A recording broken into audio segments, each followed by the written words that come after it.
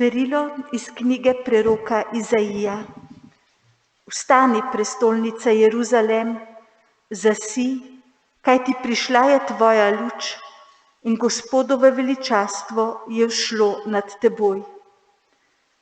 Kajti glej, tema pokriva zemljo in megla ljudstva.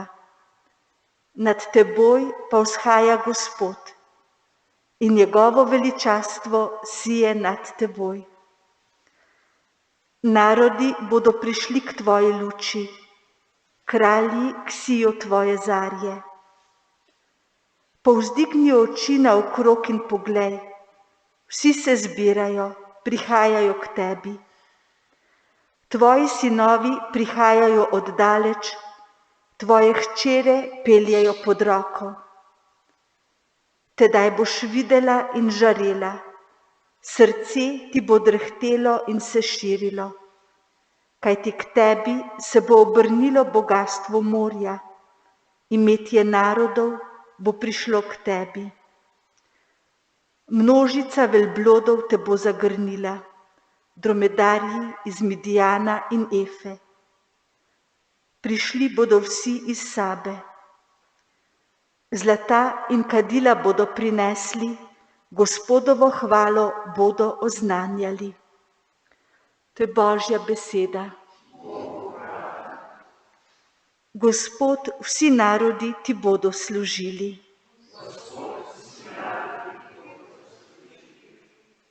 O Bog, daj svojo razsodnost kralju, svojo pravičnost kraljevemu sinu. Naj sodi tvoje ljudstvo po pravičnosti, tvoje uboge po pravici. Gospod, vsi narodi ti bodo služili. V njegovih dneh bo cvetela pravičnost, tedaj bo obilje miru, dokler ne ugasne luna. Vladal bo od morja do morja, od veletoka do koncev zemlje. Gospod, vsi narodi ti bodo služili. Kralji z celine in z otokov bodo prinašali darove. Kralji z vzhoda in zahoda bodo plačevali davek. Vsi kralji se mu bodo klanjali, vsi narodi mu bodo služili. Vsi narodi ti bodo služili. Zakaj ubogega, ki kliče na pomoč, bo rešil? Rešil nesrečneža, ki nima pomočnika. Do slabotnega in ubogega bo sočuten, odrešil bo duše revežev. Gospod, vsi narodi ti bodo služili. Berilo iz pisma apostola Pavla Efežanom. Bratje in sestre, mislim, da ste slišali za načrt Božje milosti, ki mi je bila dana za vas. Po razodetju mi je bila razodeta skrivnost, ki ljudem prejšnjih rodov ni bila razkrita, kakor je zdaj v duhu razodeta njegovim svetim apostolom in prerokom. Da so namreč pogani sodediči, soudje in soudeleženci obljube v Kristusu Jezusu, in sicer po evangeliju. To je Božja beseda. Aleluja, videli smo, da je všla njegova zvezda in smo se prišli pokloniti Gospodu. Aleluja.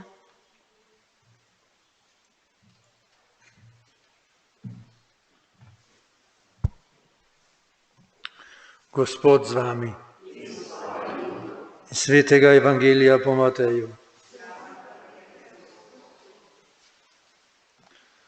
Ko je bil Jezus rojen v Betlehemu v Judeji, v dneh kralja Heroda, so prišli modri iz shoda v Jeruzalem in govorili: Kje je novorojeni judovski kralj? Videli smo namreč, da je šla njegova zvezda in smo mu prišli se pokloniti. Ko je kralj Herod to slišal, se je prestrašil in ves Jeruzalem z njim. Sklical je vse velike duhovnike in pismuke ljudstva ter jih pri njih poizvedoval, kje je rojen Mesija. Rekli so mu, Betlehemu v Judeji, kajti takole je zapisal prerok.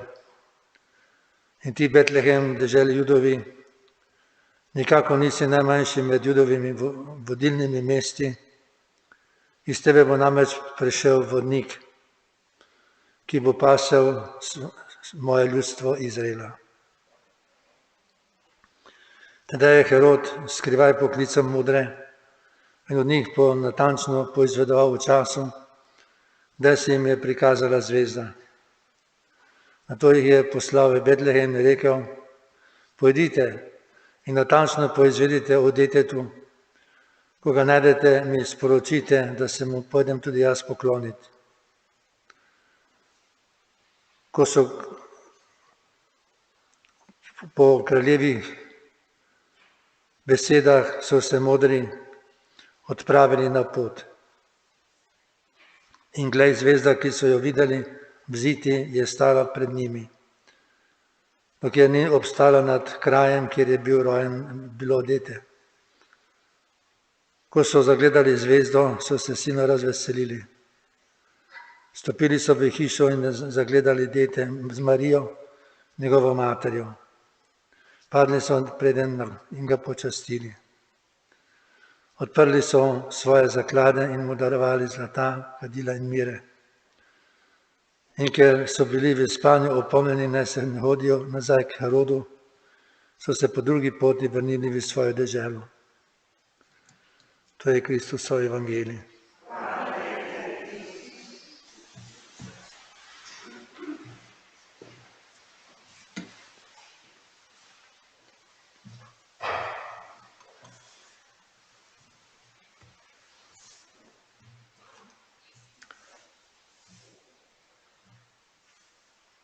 To je sveti trije kralji ali modri z vzhoda, kot jih imenuje svetopismo, evangelij.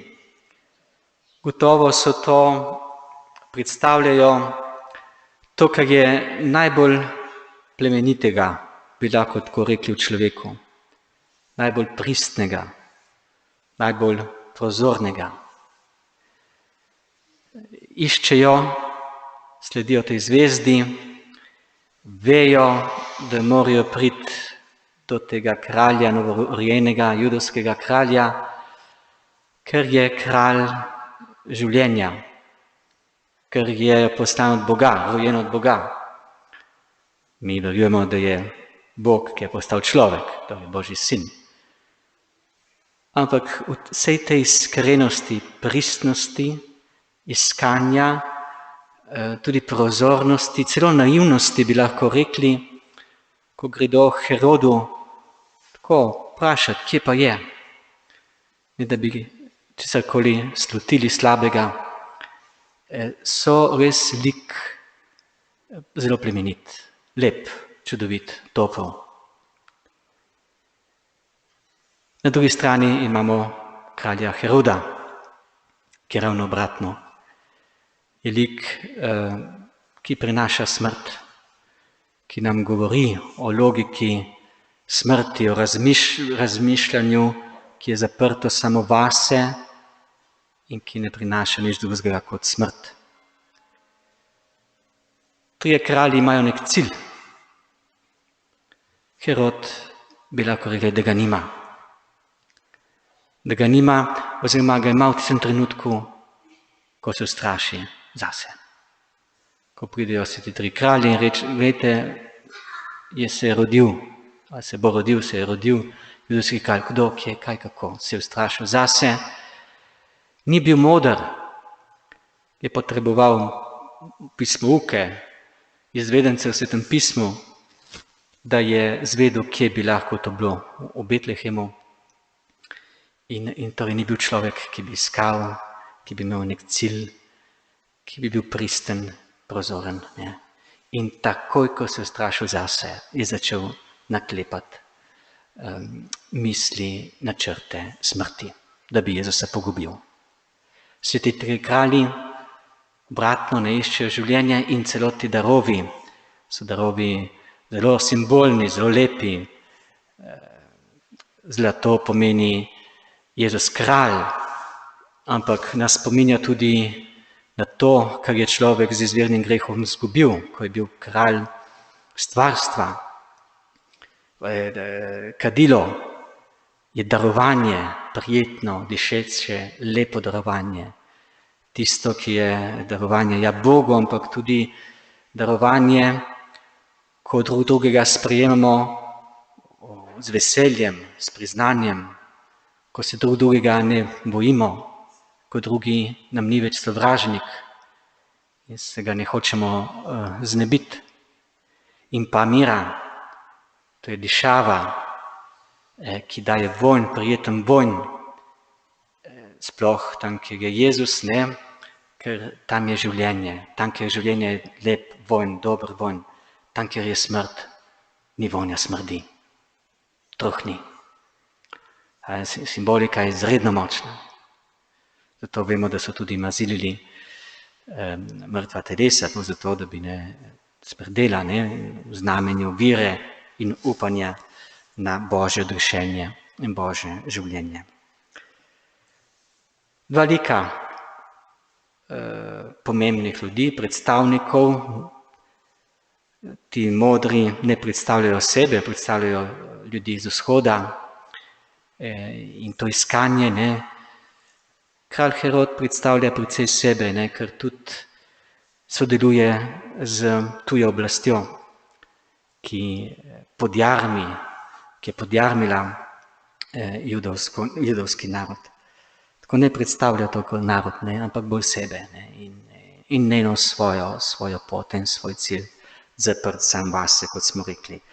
Dve poti, dve izbiri, ki predstavljata tudi dve skušnjavi, ki na nek način, oziroma dve možnosti, ki človek jih doživlja v svojem srcu. In je vedno postavljen pred to izbiro.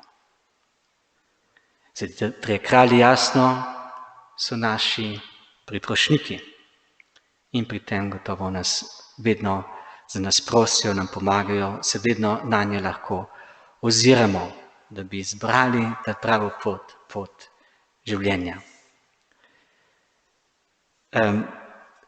Včasih jih tudi razumemo oziroma razlagamo te svete trije kralje kot predstavnike poganov, torej nevernih, vsekakor nevernega Izraela. In tudi pri Bogu, tudi neverni imajo svoj prostor. Verjetno posebej to sploh ni vprašanje, če tako pomislimo, to je jasno. Kristus je prišel za vse, za vsakega človeka. Je prišel, da prinese življenje. Da tudi on, tako kot so ti trije kralji, dali te darove, Jezusu, da končno z ustajenjem in z njegovo zgodbo odrešenja, ki je za nas, da tudi nam te darove, dostojanstva človeka. Darovanja, ki je lepo, prijetno, bratsko, sestrinsko, skupnosti in dela in misli in življenje, ki ostane za večno. Zato je prišel Kristus, da nam to da in da vsem ljudem. Vendar, kako je nevarno, če se človek res zapre vase, če ne vidi drugega kot sebe, če nima enega cilja, sploh če nima cilja v Bogu. Je nevarno.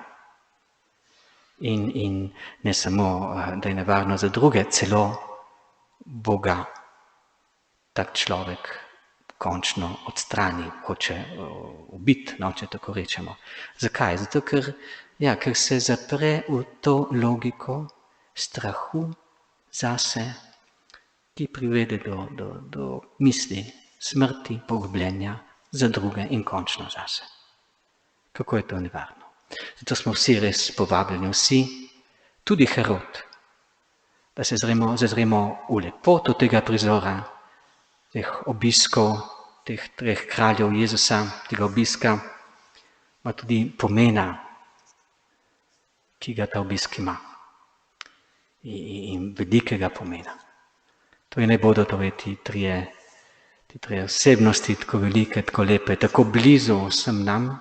V Kölnu vemo, da bi bili njihovi ostanki v katedrali kölnski, naj bodo res pripušniki, naj prosijo za nas, da bi tudi mi hodili v našem vsakdanjem življenju po poti življenja, po poti Kristusa, po poti lepote življenja v Bogu.